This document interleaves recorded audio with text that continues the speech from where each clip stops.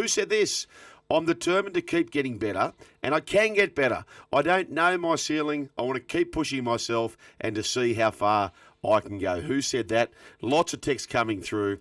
No, it's not Toby Sexton. No, it's not James the Missile Magnuson. It's not Jai Opate. It's not Paul Gallen. It's not Lachlan Galvin.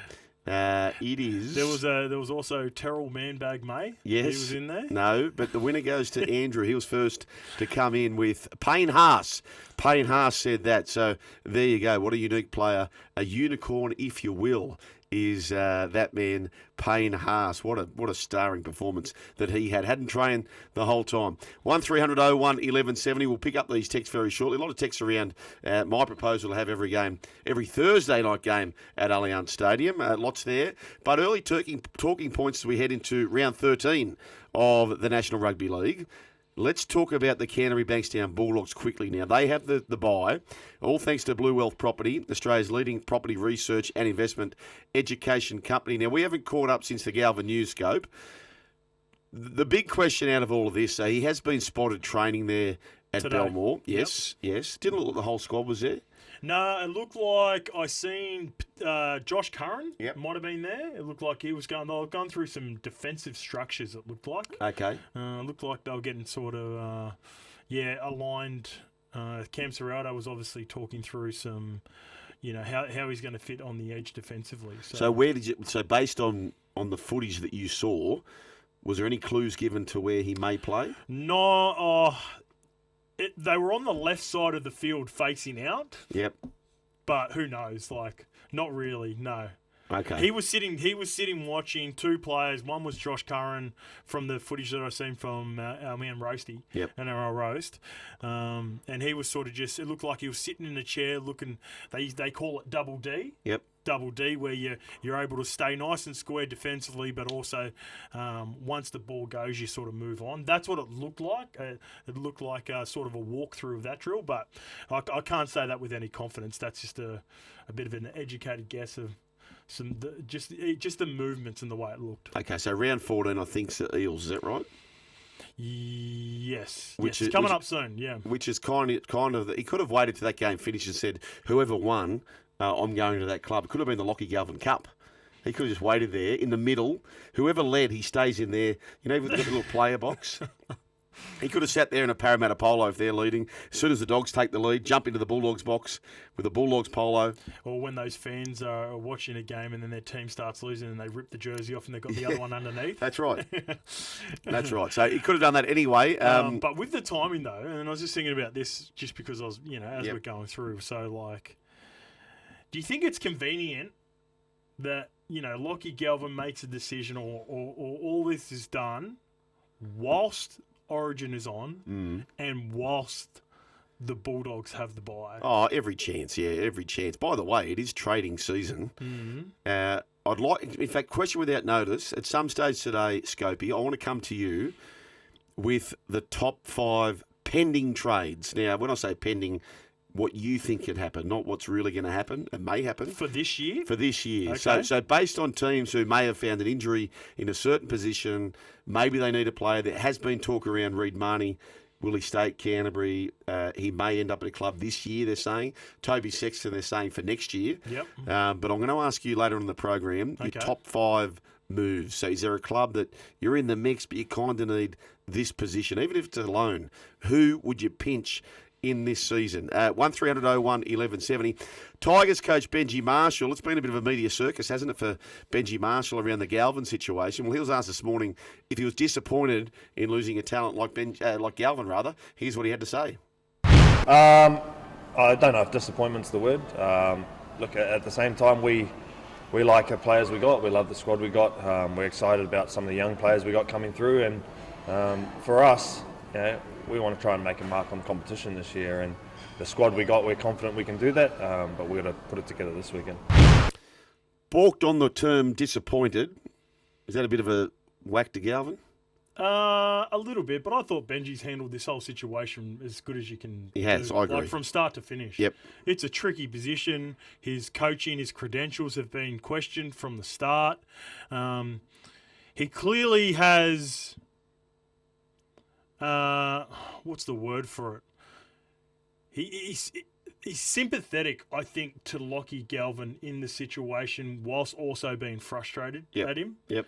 Like, I think he's got a lot of belief in Lachie and what Lachie could become, and I think he's more disappointed because he felt like he had could have loved to have built that relationship long term with him. So, he's doing his best to sort of hold it in and not sort of splurt stuff out. Willy nilly, and then it gets ugly. I think Benji's done a great job. Can I ask you this, Scopey? So a lot of people have questioned the $165,000 release fee, which doesn't go to the cap, so that number kind of is moot in many ways.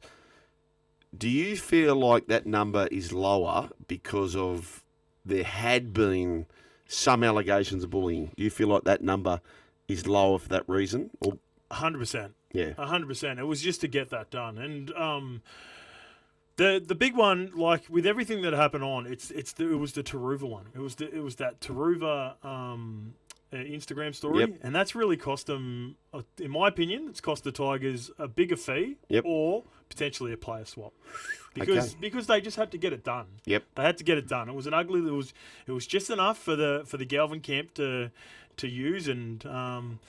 It's unfortunate. I imagine, young players, there are always lessons, Sugar. Of course there is. Across the board, and you don't always have to wait until you learn a lesson from yourself. You can learn from other people, and with the way we're going with social media and the access that we've got with players, I'd imagine that Benji, everyone within the four walls there would just be going, boys, look, I'd love to have a couple of those moments back after it because Benji has played it perfectly. In my opinion. Oh, yeah, pretty much. I totally agree with that. By the way, Benji takes on where he played perfectly in the grand final in 2005. That was 20 years ago, and that was against the Cowboys. Well, this week they take on the Cowboys. Ironically, he's coaching against his former teammate, that man being Todd Payton. So we're looking forward to that. We will preview that a little bit later on. 1300 01 1170. You can catch the run home. Let's just wave to these cameras, Scopey, because we're on YouTube. You can get the best bits from inside the studio every night at 7:30 p.m.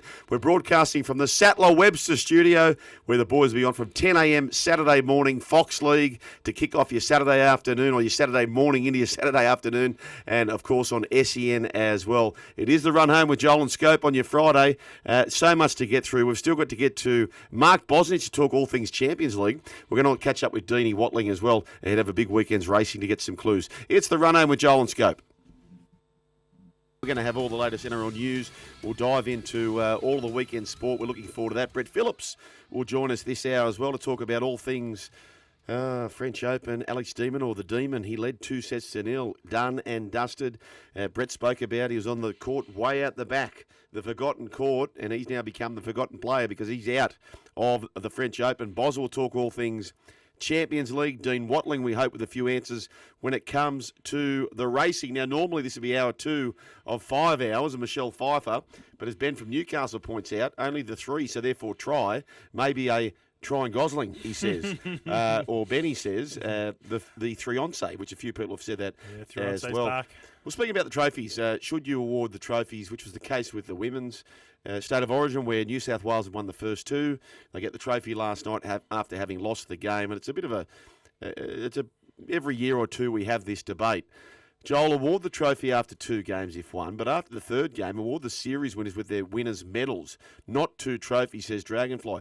I don't mind that, Dragonfly, but the problem is, because you still got to have the sponsors and all the higher-ups on stage to thank them for the series. Yep. So then you could hand out the medals. Yes. When they've already raised the shield. Yes, I get that. Yeah, I don't mind that. And in that way, it's not the big photo of the shield. You've already done that when you genuinely are so excited about winning it. Yeah, and also for the team that's won the game, they could get announced the man of the match or the player of the match. Yep.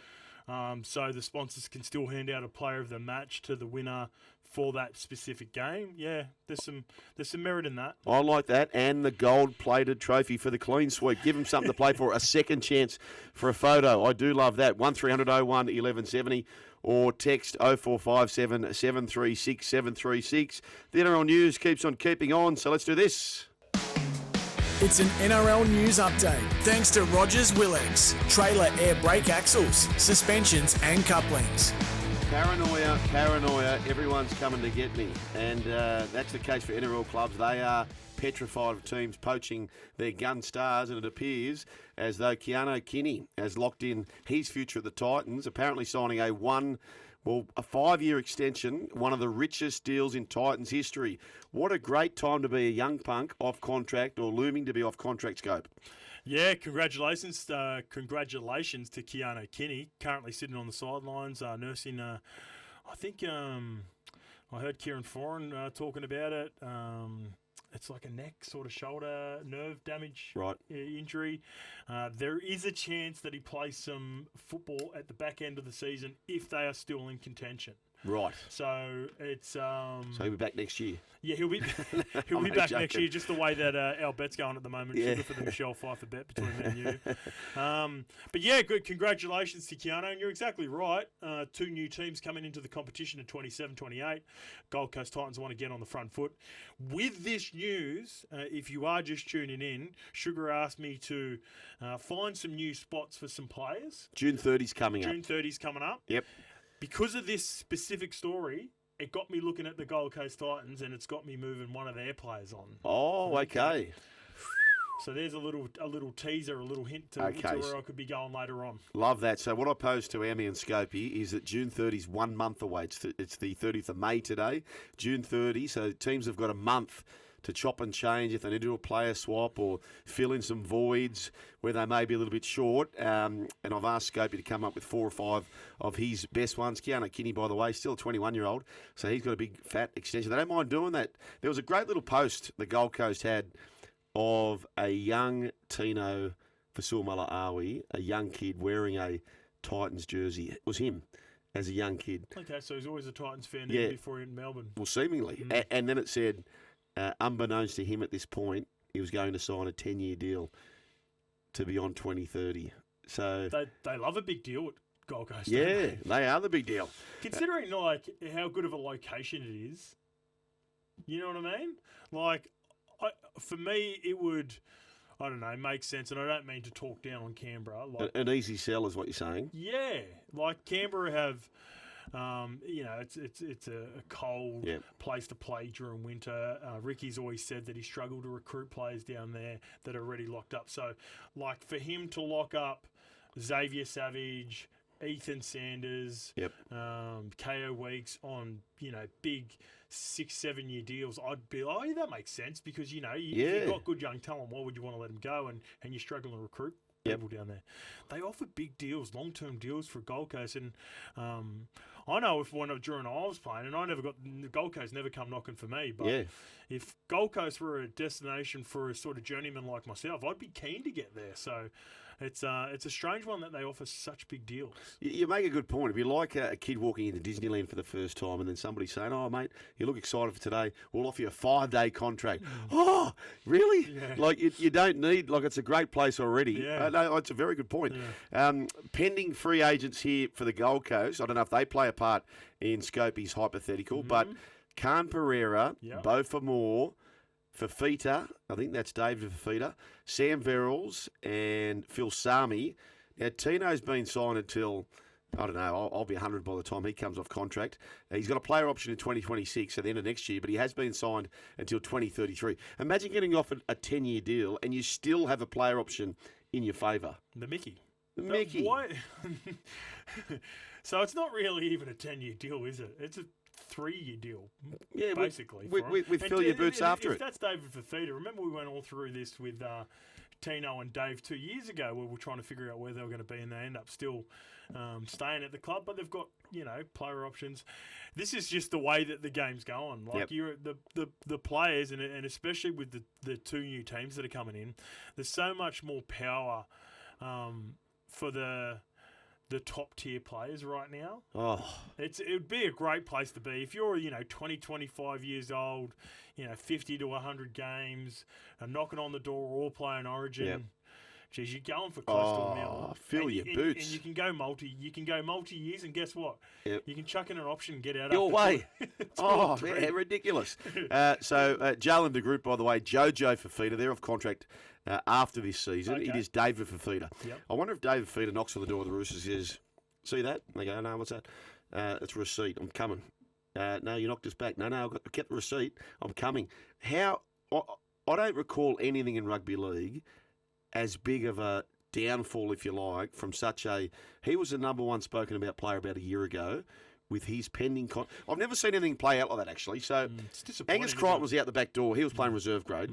David Fifita was coming down. Angus comes back into first grade, wins the Wally Lewis medal, and David Fifita is virtually in reserve grade now. Yeah, he's not even playing. They're trying to get second, third options around this ankle injury. Yeah, it sucks. When I was talking about Origin the other day with someone, I said, this is... after we were calling the game, me, Jimmy Smith and Timmy Manor were talking about on the neutral call about like what options they had. And I was just thinking, going, you know who Queensland could use right now? Oh, would you? The best possible version of David Fifita. Now, he's nowhere near that. And can you get that in a one-off or you can't? can't. You can't. And he wouldn't be considered, and he's not Billy's sort of guy. No. But if he was playing to the form that he was maybe 2 or 3 years ago with the motivation before the big deal, he would be exactly who Queensland need right now. Not 100%. Not only Gold Coast. Gold Coast, it's a given. You know, they're, second last on the ladder right now? Like, that's a... They would love to have him as part of the team, but Queensland... You know, they're missing some, they're getting bullied through the middle and the outside backs. And if you had a player like that at his absolute peak, it's so disappointing for not only the Titans, Queensland, but the game, because he's an elite player and he should be playing first grade right now if healthy. Yeah, 100%. Courier Mail through Travis Bedell and Travis Main. They have here that the Storm are set to move their feeder system to New South Wales. So the Melbourne Storm are set to cut ties with Brisbane Tigers and the Sunshine Coast Falcons and field a New South Wales Cup team next season. Now, the Storm have used the Queensland Cup as a feeder system since coming to the NRL in 1998. Players that have come from that said system, North's Devils, of course, Cam Smith, Billy Slater, Cooper Cronk. From the Brisbane Tigers, Cameron Munster, part of that. And the Storm are currently aligned with the North Sydney Bears, but the Bears, who have bounced around a little bit, naturally they're going to align with the Perth franchise moving forward, which opens the door for the Dolphins to snap up more territory. So the Roosters and Rabbitohs have feeder clubs in Queensland. I don't think many people would know this, but the Roosters have got the Ipswich Jets and the Rabbitohs have the Townsville Blackhawks. Frank Panisi was on today with Afternoons with Julian King. He denied the content of the article, saying the Storm won't be abandoning Southeast Queensland. Let's have a listen. Yeah, look, the story this morning is not quite accurate, Julian. It's whilst we're certainly looking at different ways of developing our pathways, especially in Melbourne. We're certainly not abandoning what's been a wonderful relationship and will continue to be for many years in southeast Queensland. What do you make of that, Scopey? Yeah, it'd be silly, like considering all the talent they've got out of that area. Like they've got the big three out of that area. It'd be crazy, and I can't anticipate in them fully removing themselves. Maybe it might be from 2. I don't know. Have they had 2 feeder clubs up there? I remember there was a year when they had a Queensland Cup team and the North Sydney Bears. Yep, maybe. And they've had different relationships where they'd send maybe 3 or 4 to Sydney and then 3 or 4. I remember running to down at Melbourne Airport, and there were a group of 3 going to Queensland and the group of 3 going to New South Wales at one point. So, right. So they have always had multiple feeder clubs, and it sort of does make sense, right? Because if you've got a squad of 30 and you don't have a reserve grade, you can't be sending 9 guys to one team. Otherwise, it'd be 6 guys training by themselves from Monday to Thursday. Yeah. You'd do a captain's run, and then you'd all get to meet each other. So you can't. No, I understand. You know what I mean? From the reserve second grade point of view, you're right. Yes, you're the right. second grade teams are good in Queensland Cup teams. They can't be training with 13 guys every Monday, Tuesday, Wednesday, waiting for Melbourne Storm to send them 7 or 8 guys to fulfil a 20-man squad that they'll have to use on the weekend. So yeah, that's the way they've always done it. And then Frank must just be saying there must be something around, not necessarily pulling himself out of that area, but potentially with the club that they're sending him to. It could be a different team. Yeah, so with that in mind, right, so clearly the Bears are now not an option, who in the past have been in line with the Roosters, in line with the Melbourne Storm. So who does that leave us left with? Jets are currently with the Sharks. Yeah, because I felt like they were sending a couple to the Jets when I was playing. Yeah. That was a long time ago now. But, yeah, they are with the Jets. I'm just trying to think. The Blacktown Workers had Manly. reserve graders Yep. playing for them. Wenty are no longer with Para, aren't they? Para have their What own went reserve you not grade. with Para? No. I think Para just have their own reserve grade team now. Okay, yeah. So I'm just trying to look. I don't think Wenty are in the comp. Mm. No, so you got Warriors who they're sort of Dragons are sort of Eels sort of. So really, it's the Jets. Yep. And that's about all she wrote. So Are we travelling enough as a game and money and Melbourne Storm have been successful for long enough where they just go, all right, let's just bite the bullet here and let's get a full-time Premier League team down here in Melbourne? Okay, maybe that's the option. You think? Maybe. Do you think they're ready for that, or do they not want to lose out on the catchment of Queensland, southeast Queensland? Well, there's another piece on Frank Panisi. We might catch up on that a little bit later on as well. But before we go to the break, Wallabies great, floats, shock, Nathan Cleary, code switch. Liam O'Loughlin writes through the Wild Water Sports. Wallabies legend Timmy Horan has added to the rumours of Cleary considering a code switch. Here is Timmy Horan on Cleary.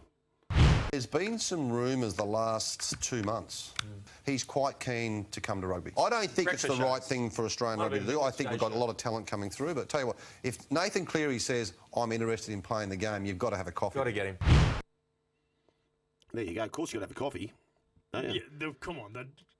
They'd be silly not. Like they would take him in a heartbeat. They're kidding themselves. Heartbeat. But also, I feel like, and I don't mean to talk down to rugby union and be condescending, but it's Origin time. Are you trying to stay relevant by bringing up a story like this? Like, because we hear this all the time. It's a rough time for rugby union at the moment. We all know it's not going as well. Yep. Because and by the way, I love a strong rugby union. Like I find it. I used to love going and watching the Wallabies versus and the All Blacks and Blood Adelaide, but it's nowhere near as strong as it used to be. And I feel like this is just maybe throwing a story around willy nilly just to get a little bit of.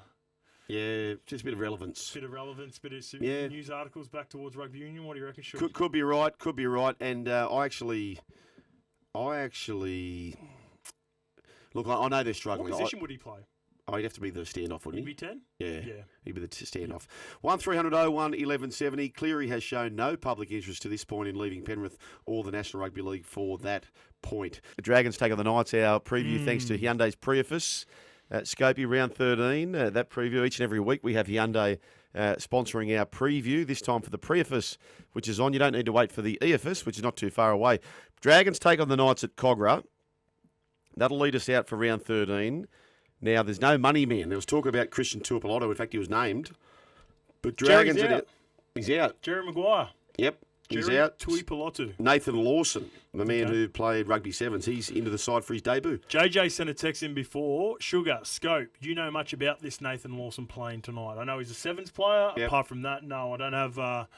I don't know much about him. So maybe someone in the text line can text us in to tell us a little bit more about him. But congratulations! There's so many sevens players coming over. Absolutely. To NRL at the moment, isn't there? I just want to have a look here quickly to see the tries being scored in the New South Wales Cup to see where Lawson is. Do you want me to go under the scope then while you look at that? Are we going No, the scope? hold Are we fire. holding the scope? Hold fire. I'll come back to that. Okay. In the meantime, all right, let's move on. So your tip here, Scopey, very, very hard. He attended Newington College and he's a two-time Olympian. He was participating at the Tokyo and Paris Sevens rugby. So he's got 5 tries from 8 games so far in the New South Wales Cup. The rugby sevens have been, well, who have we had? We've had Nwanga Nitawazi. We've had Moses Leo. Will Warbrick. Yeah, so they've been pretty good to us so far. Yeah, even he hasn't played and he wasn't from the sevens, but Carter Gordon. Yes. He had, I think he had surgery recently, which has put his transition from rugby union to rugby league on the back burner a little bit. I feel like there's one more that we're missing. Oh, Marky, did you say Marky Mark? Marky Mark, yep. In the women's game, we've had Ivania Polite, Charlotte Kaslik, who had a stint with the Roosters, and they're very, very keen to chase Matty Rogers. The Levi's? The Levi's. Matty and Teagan Levi. That's it. So there you go. You know what I'm sort of interested in here? What's the problem for points for Newcastle? You know what I kind of think? Yeah. Is I think we're getting a little bit confused with Fletcher Sharp at 6 because he's playing such great football. We say that's great for the Knights, but is it great for the team? I think he's a fullback. It's a square peg in a round hole. They've got 2 fullbacks, Kalen Ponga and him. I'm really fascinated to see how they play that. Well, my under the scope for this game was Fletcher Sharp, and this is the last chance saloon. We seen it work last week with Cogger, traditional halfback with Gamble. Yep. Fletcher Sharp at the back. If this doesn't work this weekend and they play out, Kalen at the back, Fletcher Sharp on the left, then I would move Cogger back into the halves with Gamble and play Fletcher Sharp in that roving winger role. Because I agree. His yardage carries are his best asset. I totally agree. I think the winger role is underestimated. A lot of people talking about Lachie Miller, who also played, he was there at the Knights for a while there, playing great football as well. 1300 01 1170, text 0457 736 736. Adam says absolute gun Lawson is. He could play back row too, strong and fast. Sounds like, you've explained Dylan Lucas. Let's go to Seabus. You can get your tickets for Titans vs Storm this next Saturday on the Gold Coast, or this Saturday now. You can head to Ticketmaster to get your tickets now. The late mail, Harry Grant and Xavier Coates will not back up after Origin 1. Big outs. Yeah, big outs. I'm tipping the Titans here if there's a bit of rain around. Ooh, okay. Yep. So that was going to be my question, and my under the scope is the Melbourne Storm this year, afternoon specialists. Yep. But afternoon specialists at Amy and afternoon specialists when the weather is good. Correct. So They've had 4 games. Averaging 52 points when the sunshine's been out in the daytime. Nighttime and rainy games, they've played 6 games and won just 2. Are we expecting wet weather up at Gold Coast tomorrow afternoon? The forecast suggests yes. Okay. All right. Well, then that brings Titans back into this because I was expecting revenge game. Harry was respectfully the worst player on the field for Queensland on Wednesday night, so I was expecting him to just come out firing, and unfortunately that would have been at the Gold Coast Titans that would have copped all. And also with Xavier Coates as well, he's been excellent this year. Oh, very good. So, terrific. 2 huge outs, and now I want to start looking at the number with the start for the Titans. Yeah, I haven't even had a look at it because I didn't realise those 2 were out until now. But I'm looking at the start there for the Titans in this game. What are you really gambling with? 12.5 at last glance. Not that I was looking, Scopey. Okay. You already had a little Bo Peep. Yes. G'day, lads. How you getting it? Be careful with a 3-hour tour. Didn't end up so flash for Skipper and the Gilligan. No, that's true. That's true. We'll try and see how we go with that. Cowboys take on the West Tigers, QCB Stadium, the venue, Townsville. Now, this time last week, the West Tigers and the Cowboys, they both had the bye, didn't they, last week, which meant the West Tigers could organise their reunion for the 20-year anniversary of that grand final where the Tigers beat the Cowboys. Todd Payton would be there. Benji Marshall would be there. Both will be here at QCB Stadium in Townsville, but they'll be in opposing coaches' boxes for this. Yeah, all eyes for the under the scope. All eyes are on Mason of the Heath variety. Yep. He gets first crack at the vacated spot of Lachlan Galvin. Everyone's expected it to be Latu Fainu long term, but Heath Masons gets first crack at the 5'8" jersey, and I like the Tigers in this one too, coming off a bye. With all the drama that's happened off the field, I'm expecting a response from the Tigers. Okay, what a matchup this is going to be. Reece Robson versus Appy Coruscant. I actually thought there for a while, Scopey, maybe Appy could go to 7, pushing Luai to 6, and maybe Heath Mason off the bench. But Talon De Silva at 9. Yeah, I thought they might go that way. But is he not on the outer as well, though, now? Because he's looking at moving on. Is he on your page? No, he's not on my page. But okay, all right. 1300 01 1170, text 0457 736 736. It is the run home with Joel on the scope. We'll go to Amy Drew with the news, and then we'll head right under the scope with Justin Horror to take a look at which teams or which players will really be under the microscope in round 13 of the National Rugby League.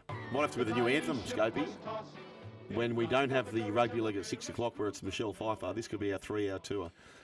I like it. I'm aware of Gilligan's Island, but it is before my time. Oh, right, yeah. Smack, cop that. Yeah. Anyone my age and above, Scopey's just gone whack that, get India. Because I watched I'm it as aware a kid. of Gilligan's Island. I watched it as a kid. Yeah. We used to be on, and it was reruns, obviously. And, it was a classic. I know. I am aware of that. But I couldn't tell you any of the storyline other than... I'd imagine they shipwrecked on Gilligan. Yeah. Azza from DY said he'd love to get shipwrecked with that crew there. Good on you, Azza. 1300 01 1170. It's preface at Hyundai. You can visit your participating Hyundai dealer today. Now, time to head under the scope with Justin Horrow and take a look at which teams or which players will really be under the scope, the microscope that is, in round 13. Scopey, you've got a list of 5. Where do you land? Where do you start? All right, where are we now? Are we at the Manly Broncos game? We can start there if you like. I thought we were going through the games. I thought all the games were under the microscope. All right, late change.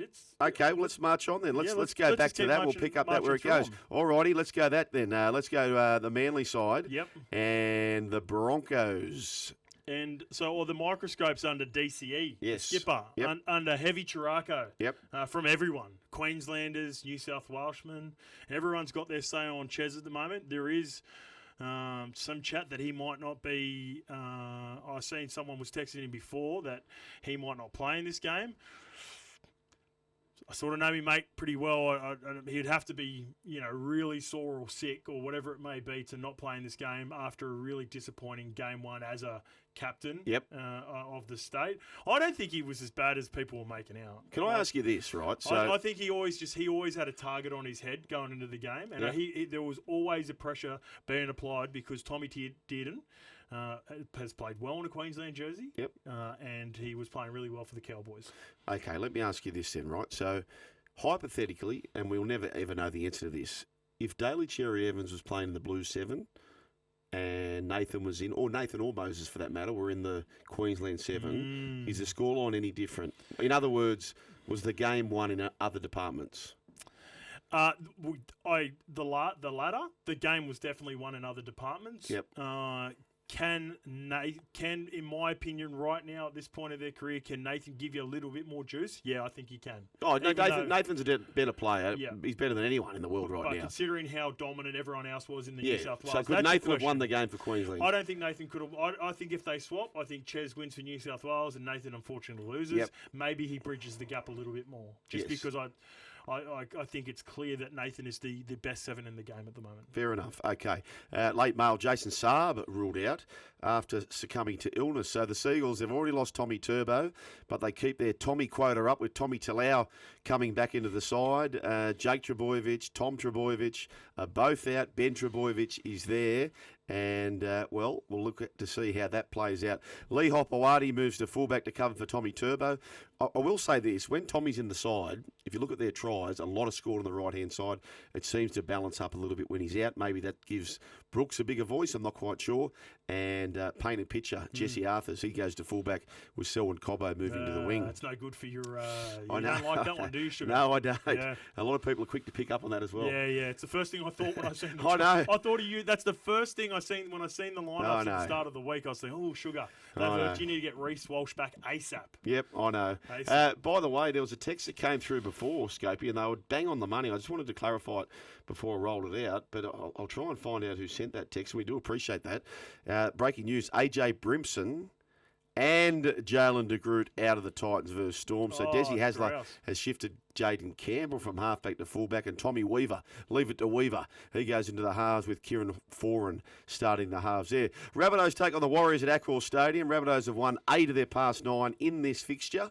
The Bunnies still to confirm if Latrell Mitchell backs up after Origin, and the Warriors welcome back with open arms. James Fisher-Harris, he copped a suspension. He's back. The big matchup, Jamie Humphries taking on Lukey Metcalf, who's leading the way in the Dally M's. That's a sneaky good matchup. That is a sneaky good matchup.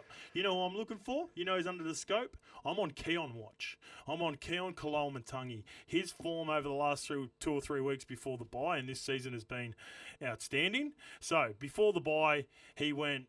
And all the noise was around Terrell May, the Terrell May non-selection. The more I thought about it, and as the week went on, I was like, I think probably just because of the makeup of the squad, maybe Keon's a little bit more unlucky because he's got more versatility, and I like more variety on the bench. So he, before the bye, he but had a match up against Terrell May. The week before that, he had Payne Haas and Paddy Carrigan in the front row. And this week, he's got Mitchie Barnett and James Fisher-Harris. Oh, won't he love that? Oh, what a 3 weeks for Keon. Yeah. And his numbers that he's putting up, and he is becoming an out-and-out middle. So I've got a huge opinion of him. I think if they won't make any changes in New South Wales, but if there is anyone to be missing at any position, I think he comes in. Wow. If he does go berserk over them, they win the game. This will have to be the 3 on Kalamatangi next week. Scopey. Penrith take on the Parramatta Eels. The venue, no surprise, CommBank Stadium. Both of them having it as a home ground. But whose house is it really, Scope? Well, that's it. Under the microscope for this, is this the opportunity for Penrith Panthers to finally plant the flag at CommBank Stadium? Yep. They've had an awful record at CommBank this year. They are clearly missing playing and the home ground advantage that they had out at Penrith. It's been a rough year. They get an opportunity to go against a team that they are hiring the ground from this year in the Parramatta Eels, and they're much improved in the last couple of weeks as well. So can they plant the flag in love that. Ohio State versus Michigan? Oh.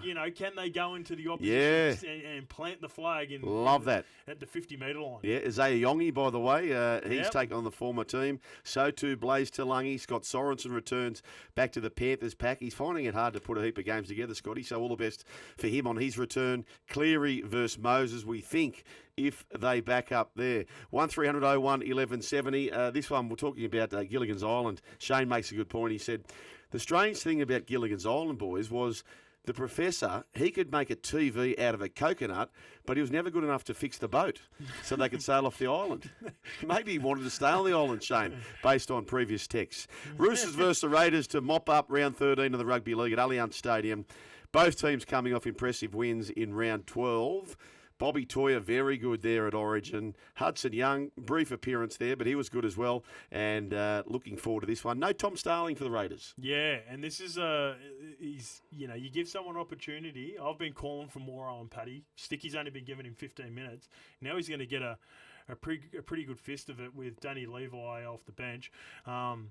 Remember this game last year? This had a bit of feeling. This is the game where Sammy Walker and Cheese went down at the back end. I don't think the Roosters and Raiders have played since then. There was a whole lot of chat around the tactics and the defence. Mind you, those two players are no longer with either team. Elliot Whitehead is over in the Super League, and Hectic Cheese is now playing for the Rabbitohs. True. But there was a bit of a war of words around that game last year, and a little bit of carry on after the game about the tactics, and got a bit grubby, and the disappointment for the Roosters losing both Cheese and Sammy Walker in the same game. Alrighty, this is a big game. Maybe the match of the round, Allianz Stadium there. Nick Nack, Owen Paddywhack, he's going to start at hooker for the Raiders. Danny Levi gets a chance off the duty bench, and a record for Josh Papali'i to equal Jason Croker for the most games ever played by a Raider. When you think about some of the stars that have played there, holy dooly, 318 games for Josh Papali'i. Marky Mark's in a mood. He has crossed for 6 tries from his past 4 games. In those 4 games, the Roosters are scoring plenty of points at 36 points a game, so they're back in a mood. You can catch the UEFA Champions League final on Stan Sport, and a man who is synonymous with Stan Sport when it comes to the round ball game. Champions League final is looming on Sunday morning. What better man to cross to than our very own, the Bozzer, Mark Bosnich, the Parramatta fan. How are you, Boz? Good afternoon, Joel. Good afternoon, Scope. How are you both? We're going good, Scopey, thanks, aren't we? We'll just talk. I don't know if you caught the start there, Boz, but we're just talking about transfer fees. I love, when I was over in the Super League playing over there in the north of England, I love the transfer windows, the windows, very jealous of the systems that football have. It's something that we're missing here. I think it's going into June 30. It's something that we could take from, obviously the game of football, the beautiful game of football, but also they do it in the NBA, they do it in the NFL, they do it all in the major sports. We should jump on board. Yeah, Scopey grew up in a bedroom with no windows, Boz, so he needs windows. How are you, Boz? Oh, very good, very good. I just wanted to say as well, not only is Stan Sport showing the Champions League final live from 4:15 a.m. on Sunday morning, but Channel 9 Go as well. So that's absolutely fantastic. Just a quick one on Scopey's point before we get to the Champions League final. If you give me 15 days in the off season, I'll put together a system for you that will satisfy everyone. Ooh, I like that. Yeah, I love that. Let's not. Can you do it in 14, it's so Boz? simple, it's untrue. Hey, Boz, take us to Sunday morning. This is huge, isn't it?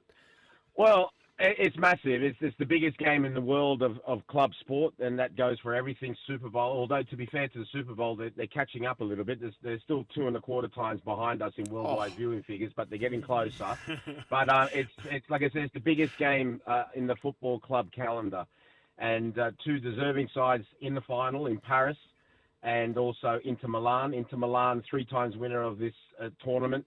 And they were in the final 2 seasons ago when they went down to Manchester City. And Paris, this is their holy grail.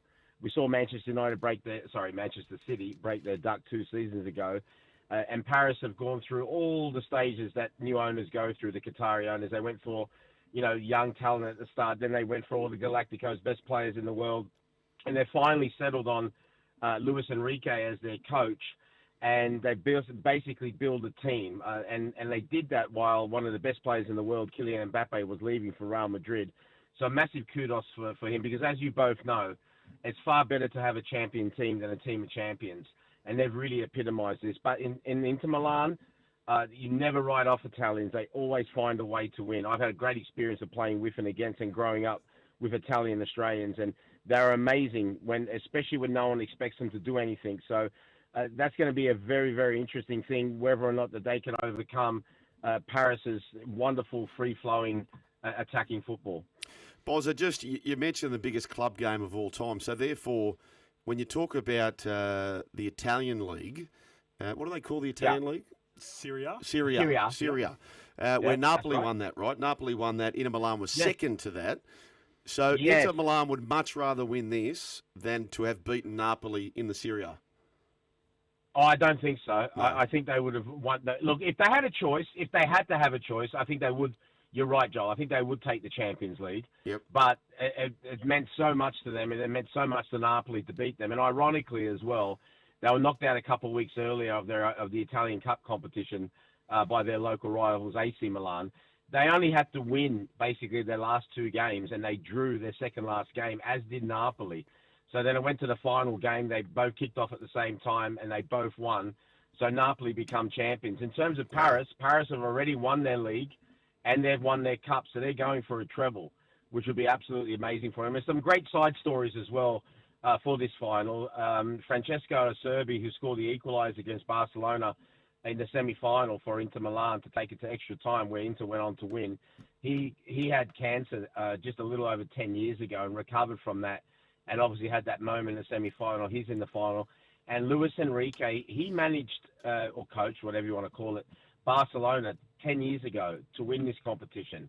And he had his young daughter with him. Unfortunately, his young daughter died in 2019 from leukemia as well. So 2 fantastic side stories to what is going to be a fantastic occasion. We just hope that, sometimes in these big events, nerves can get the better of players. We just hope that the game will match the occasion. Boz, there's so many more people. I suppose the casual fan will be more familiar with players from Real Madrid or Barcelona or Liverpool and Man City, some of the big clubs in the Premier League. Who are some players to watch out for in this game, and what's your prediction for the final, mate? Oh, there's plenty of scope, and there's a lot and there's also a lot of fans, especially of Paris, you have to say, because of Lionel Messi's time and Kylian Mbappe's time. So let's start with Paris, who are the favourites. Ousmane Dembele, who plays up front for them, who played for Barcelona, played for Borussia Dortmund. He's been in superb form. So he's been one of them players who people used to pull their hair out because of how talented he was, and he wasn't producing. This season, he scored more goals this season than he has in the previous 2 combined. So he is definitely one to watch amongst many. In terms of Inter Milan, you can take your pick, really. But the one real star that stood out in the semi-finals was their Dutch right wing-back called Dumfries. He scored 2 goals in the first leg from that wing-back position. And Inter Milan play a specific system. They have 3 at the back. The last time a Champions League was won by a team with 3 at the back was 5 years ago. 2020 2021, 4 years ago, when Chelsea did it under Thomas Tuchel. So it's very rare that teams win with 3 at the back, but he plays such an important role because he goes up and down that sideline. We're talking anywhere between 40 and 80 metres. He must do about close to 40 to 50 of those sprints, or at least three-quarter pace through the game. So those are the two players that I think that everyone should watch out for. I'm going for Paris. I just think that in match day 7 in the league phase, they were staring down the fact that if they didn't beat Manchester City at home, they could maybe not even make the top 24 teams out of 36. They were 2-0 down with little over half an hour to go, and they come back and won 4-2. Ever since then, you just had that feeling. You know, when you look back when you win something, so that there are certain moments during that run that you look back and sort of thought, we could have been out then, but we come back from the depth and we won. That was one of their moments. And they went on to beat the Stade Brestois, which was easy, the knockout stages for them. But then they beat Liverpool, Aston Villa, and then Arsenal semi-finals. Now, Inter Milan will turn around, and rightfully so, and claim that they beat the previous favourites in Barcelona, and what was one of the greatest ties in European football history, in the semi-finals. That will give them a great deal of confidence, but I just think that Paris are going to break their duck and win their first ever Champions League. Wow, sounds big. Looking forward to that one. Chelsea, Boz, they win the UEFA Conference League final. Yep. How'd that play out? Yeah, they did. Yeah, they did. Really good. Really good. Look, I'm really happy for them. I mean, they're a team that's fallen a little bit, especially since the change of ownership with Abramovich, and they sort of went a different way. They bought for potential. So they spent a lot of money, but they bought for potential, and they even got a really young coach in this guy called Enzo Maresca. But they had a really good season in the Premier League. They finished 4th, so they qualified for the Champions League next season. And they were favourites for this competition, so there's no two ways about it. And everyone expected them to win. But at half-time, they were down 1-0, and it looked as though that maybe everyone's, including bookmakers and everyone, was saying that they were going to win. Maybe they might be wrong, but they come back with the wet sails and won 4-1. So it was good for them to win a trophy. It's always important when you're starting a journey to go on to win the serious things that you win these. They're still major trophies, but they're not the top tier trophies. So that was a really excellent feat for them. Like I said, young side and a side that to watch out for in the next 2 or 3 years.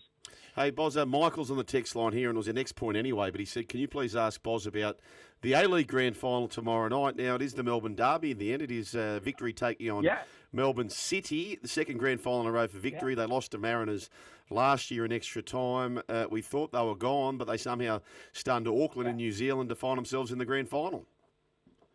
They did, and I think just like I was saying about, well, you could say that about Inter Milan beating Barcelona.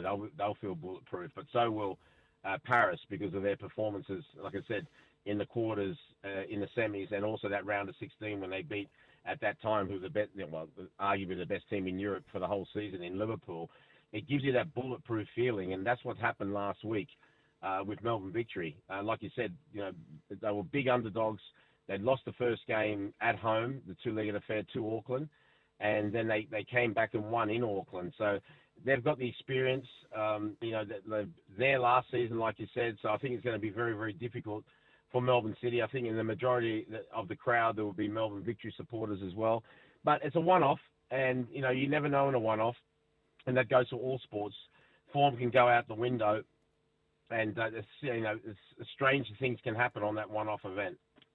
Yeah, Bozza, we've got a text coming through. You know what the text line can be like when you're hosting here for a run home. He's laughing already. And one of them, we got a text coming in from Cam, and I reckon he's firing up. Yeah. I reckon he might be maybe a fan of one of the other London teams because he goes, ha, ha, ha, the Conference League, that's so cute. So I'm guessing maybe Cam, he might be a hot Spurs fan after Aussie Andrew's heroics a couple of weeks ago, or maybe he's an Arsenal fan. Possibly. Do you think that could be? And jokes aside, I understand. I understand where he's coming from, but you can only beat who's in front of you. Yeah. And it is the third. It's the third biggest competition. So number one, obviously, is the Champions League. That's the best of the best, playing with and against the best of the best, regardless of where you're born. Number two is the Europa League, and number three is the Conference League. But you can only beat who's in front of you. It's quite simple. And, the Conference League has only been in action for the last, 3 seasons. So we've had, Roma win the first one. We've had West Ham win one. And we also had Olympiacos from Greece win it last season as well. So, understand exactly where he's coming from. But, people can take pretty much everything away from you in this life, but there's one thing they can't. Those are those memories when you win something, and you two both know that. Oh, they're 100%, very, very boys. special. You know that what? was a very, very, very, very special night for them. Regardless if these players and the coach and at this time win nothing else in their career, they can always look back on that night and say, for that night we won a major trophy. Yeah, of course it's not the top trophy, but that's what they're aiming towards.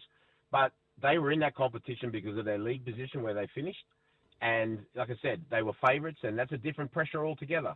There's pressure of being close to the bottom, but there's an extra pressure of expectation. And we've seen many a team and many individuals in individual sport crack under that pressure. And at half-time, like I said, they were down 1-0 to Real Betis. Could have easily just turned around and collapsed. They didn't. They come back and they won. And like I said, they're in the Champions League next season. That will be a far sterner test to see exactly where they're at with this very, very young side. There we go. Well, we know he's talking with confidence too, by the way, Buzzy. He's just Bozza. He's let us know that he's a Liverpool fan, so he's feeling himself. Oh, okay. What about they're league champions. They're league champions. Who's winning the trophy in the A-League, though, mate? I'll go for Melbourne Victory. I think Melbourne Victory after that last week, they must be walking around feeling absolutely bulletproof. So I think Melbourne Victory will take it out. Well, Nathan Cleary will be feeling bulletproof. So too Mitchell Moses, Boz. Channel 9 have got this on Sunday afternoon at 4 o'clock. The local derby, which is real local now because both their home grounds are CommBank Stadium. The Panthers taking on Parramatta. Loser, I think's gone out of the competition. How do you see this? Wow. Well, that's a big shout. That's a big shout as well. Well, you know what? I was going to leave that for tonight. I'm actually on the rugby league show tonight before the Dragons take on the Knights. But because it's you, Joel, and Scope, I'll turn around and say what everyone is expecting me to say. I hope the Eels will win. I like what I see with the Eels. I know they started poorly, but you've got to give people time, and it's going to take time for Jason Riles and his team to get into the position where we can seriously start thinking about grand finals.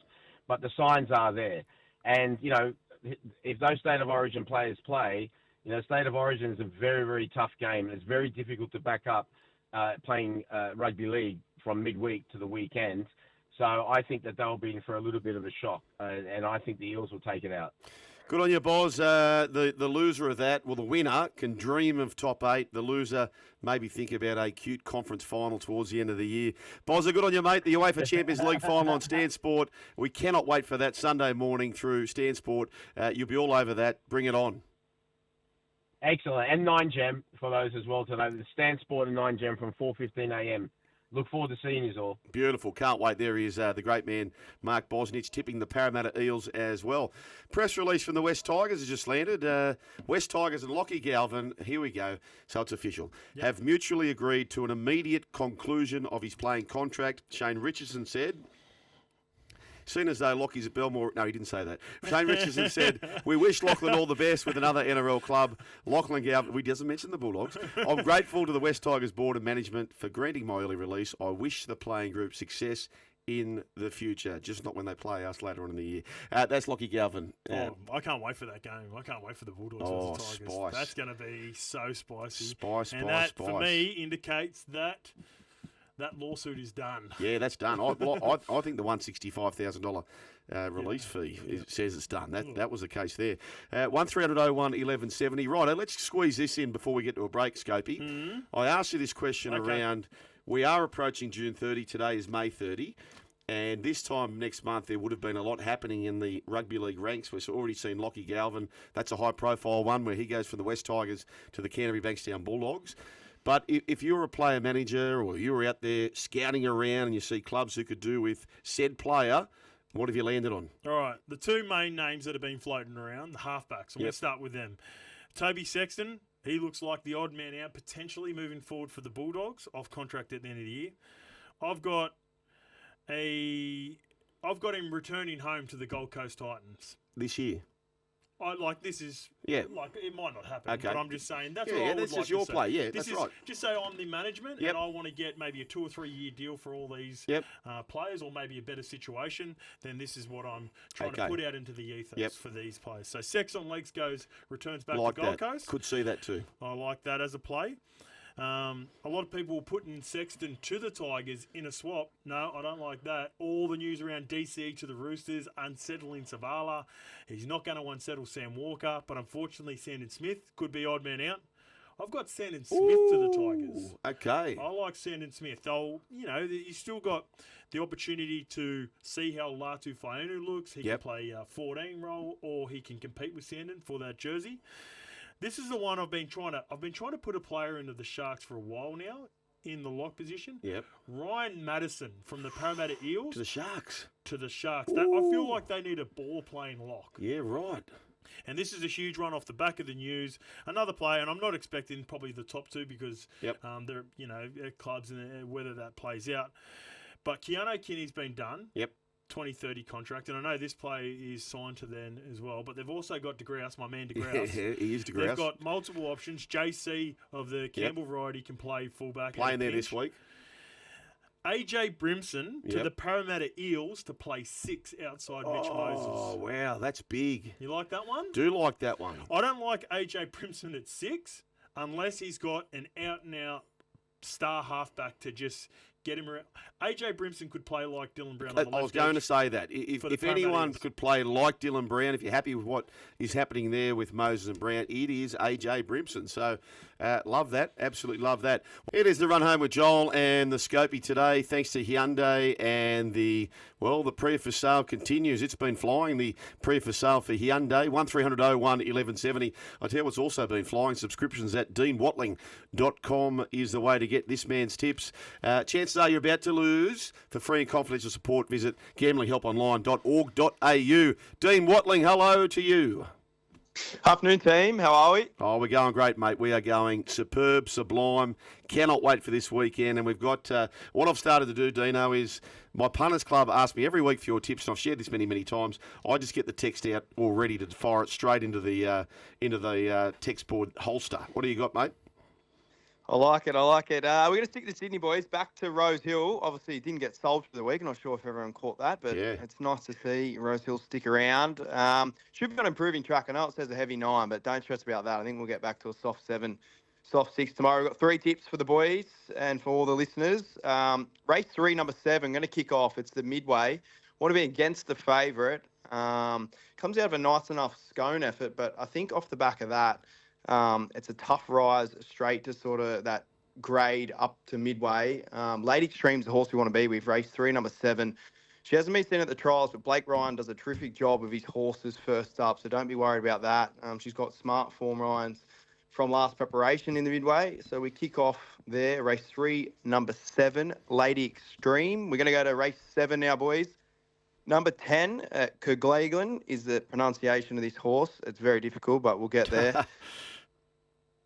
It's a Godolphin galloper, goes well fresh, which we love. Trials have been slick. If it turns up anywhere near its old form, I think it will be winning this race. I think the big tick for it as well is it settles on speed, gate 6, should position up, and I think that's the place you want to be tomorrow at Rose Hill. And then we ran out the day, race 10, number 10, Weeping Woman, and 9, Left Field, a little Tommy 2-bet play to round out the day. I think Weeping Woman wins, but I wouldn't be surprised if they are flashing down the outside. Left Field gets back and hums home. So if they are running on, add in Left Field. If they're not, the 10, Weeping Woman. So 3 for the listeners, race 3, number 7. Race 7, number 10, and race 10, number 10 and number 9. Oh, I love the 2-prong attack, Scopey. All right, question without notice. Dino, whenever I'm on, I like to just run you through what I've got in the black book and see if you can just help me get it over the line. And I love it when my horse at Rose Hill isn't in the horses that you've already selected. But have you had a good look at race 9 for me? And I've got in the black book Kind Words, and it's paying roughly around $7.50. Do you like anything else in that race, or do you think I'm a chance there with Kind Words? I think you're a big chance. I don't like the race overall confidence-wise, but I had it as second pick, so I think it's deep in the prep now. I think the big tick is the wide gate scope. Rails true, wet. You want to be sort of landing off rails and getting to the middle part of the track, which it should do. So I think it's a nice chance there tomorrow, Kind Words. Okay, Barrier 11. You don't like Barrier 11? No, I don't mind it. I like Barrier 11. Oh, okay. Yeah, inside, sorry. Yeah, gotcha. So sorry, inside mate. gates. Yep. Yeah, inside gates, I think maybe be disadvantaged just with the way these track plays. So if you're drawn out, I think you'll be able to get pushed to the superior ground, so I don't think it's too bad of a thing to be drawn out there tomorrow at Rose Hill. There you go, Sugar. You can chuck that with your list to all your mates as well. $5 each way on Kind Words at $7.50. What race was yours? It's race 9, Sugar. Race 9, beautiful. Okay, so scoping those all up, we've got Dino, race 3, number 7, Lady Extreme. Race 7, number 10, Kerguelen, did you say it was called? Kerguelen. Kerguelen. Yep, race 7, number 10, Kerguelen. And we got the two-prong attack in race 10, number 9, left field, and number 10, Weeping Woman. And how are we taking the Jamborees on the weekend, 1 to 12 or 13 plus? Ooh, 1 to 12. We've been smacked with injuries, so we're down there. We've got a little magic round down the coast there in Nowra. So brand new oval. All the first grade teams are down there. So first sort of initiative. Yeah, so it should be good. Beer tents. Yeah, it's first year it's happened. So, not sure. We're the second game. I think we got the grouse set up. We watch one, then play, and then we get to sit back and enjoy all the beer tents for the last two. 100%. Now, that is barrier 1. That's when you want to be drawn inside, mate. Good on you, Dino. Well done, mate. We love that. And Scopey, just for the listeners, repeating your one, so I can put it in my punters club thread here. My one? Yeah. I was only joking around. No, that's okay. I just throw it at Dino just to give me some confidence because I'm going to have it anyway. I'm going to chuck it in the quaddie with his tips as well. But my one is I don't know what number race it is. Race 7, you said, didn't you? Rose Hill, race 9. Race 9. Kind Words. I think it's number 7 or 8. Kind Words. Okay. Number 7. It is number 7. So Dino's all over it, right? He's all over it. Dino, enjoyed Magic Round down there at Nowra, which, by the way, you'd probably know this. Nowra, spelled backwards, is a former Melbourne Cup winner. Do you know who that was? Yes, I know. I don't know how to pronounce it. Awal? Arwan, 1978. You should always know who won the Melbourne Cup the year you were born. Is that right? Yeah. Archer as well? I wasn't born the year Archer was there, mate. Calm down. Arwan. Arwan. Righto, mate. Enjoy it. Thanks, Dino. Thanks, team. Cheers. Excellent. There he is. So I've got a few tips there for you. Chances are you're about to lose. Free and confidential support. Visit gamblinghelponline.org.au and you can sign up for deanwatling.com. Deanwatling.com to get all of Dean's latest tips. That's the way to do that.